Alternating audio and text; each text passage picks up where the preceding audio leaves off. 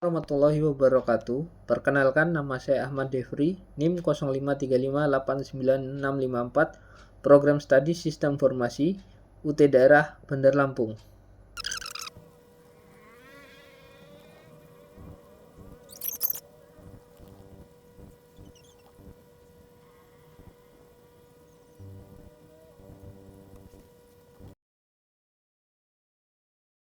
Berikut adalah flowchart yang telah dibuat. Flowchart diawali dengan simbol terminator bertuliskan mulai atau start, yang menunjukkan awal proses program dijalankan. Selanjutnya adalah input data. Pada tahap ini, pengguna memasukkan golongan karyawan A, B, C, dan jumlah lembur. Simbol yang digunakan input atau output adalah jajar genjang, di mana terdapat input golongan dan input jam lembur. Dan selanjutnya proses penunjukan gaji pokok. Flowchart kemudian melakukan pengecekan golongan karyawan menggunakan simbol keputusan decision. Ketentuannya adalah golongan A gaji pokok 5 juta, golongan B gaji pokok 6.500.000, dan golongan C gaji pokok 9.500.000. Tahap ini bertujuan menentukan besarnya gaji dasar sesuai golongan. Selanjutnya, proses penentuan persentase jam lembur. Setelah gaji pokok diketahui, maka selanjutnya program mengecek jumlah jam lembur. Ketentuan lembur adalah 1 jam 30%, 2 jam 32%, 3 jam 34%, 4 jam 36%, 5 jam 38%. Flowchart menggunakan simbol keputusan untuk menentukan persentase lembur sesuai jam kerja tambahan. Selanjutnya, untuk menghitung gaji lembur, diketahui dilakukan perhitungan gaji lembur sama dengan gaji pokok dikali persentase. Sedangkan untuk menghitung penghasilan dengan menambahkan gaji pokok dan gaji lembur sama dengan gaji pokok plus gaji lembur. Program menampilkan gaji pokok, gaji lembur, dan total penghasilan atau output total gaji.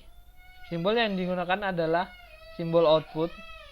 Selanjutnya adalah selesai atau end. Flowchart diakhiri dengan simbol terminator bertuliskan selesai yang menunjukkan proses telah berakhir.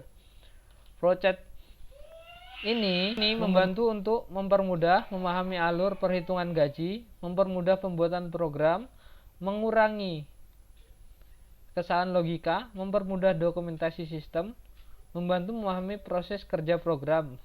Jadi kesimpulannya, flowchart perhitungan gaji karyawan menggambarkan proses mulai dari input golongan dan jam lembur, penentuan gaji pokok, perhitungan lembur, hingga menghasilkan total penghasilan dengan program menjadi lebih jelas, terstruktur, dan mudah dipahami. Oke, selanjutnya kita akan membuat VS Code. Kita akan menggunakan VS Code. Pertama, kita mulai.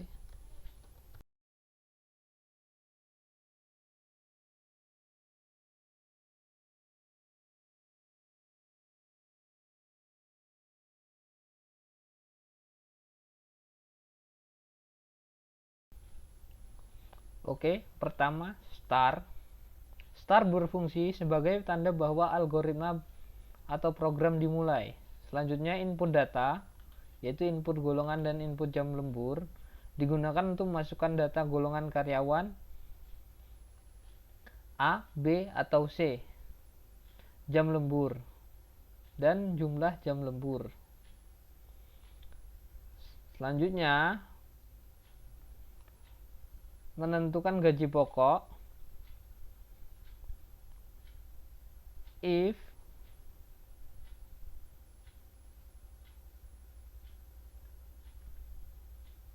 golongan A,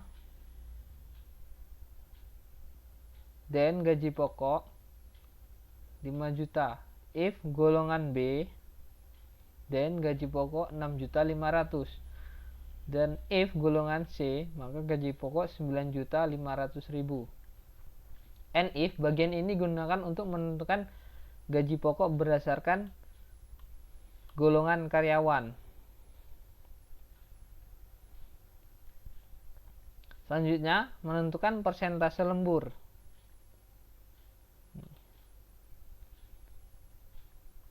If jam lembur 1 sama dengan 1, then persen 0,30. Else if jam lembur sama dengan 2, then persen 0,32. Else if jam lembur sama dengan 3, then persen 0,34. Else if jam lembur sama dengan 4, then persen 0,36. Else if jam lembur lebih dari sama dengan 5, then persen sama dengan 0,38. Jika 3, 0%. Selanjutnya adalah gaji lembur sama dengan gaji pokok dikali persen. Total penghasilan sama dengan gaji pokok tambah gaji lembur. Selanjutnya, untuk menampilkan output gaji pokok, output gaji lembur, dan output penghasilan digunakanlah basic code sebagai berikut. Dan N menunjukkan bahwa algoritma selesai dijalankan. Jadi kesimpulannya, basic code digunakan untuk menggambarkan langkah-langkah penyelesaian masalah secara sederhana sebelum dibuat menjadi program komputer. Dengan pseudocode, programmer lebih mudah memahami alur logika program dan mengurangi kesalahan saat coding.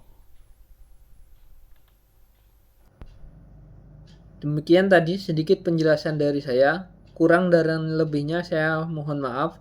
Saya akhiri. Wassalamualaikum warahmatullahi wabarakatuh.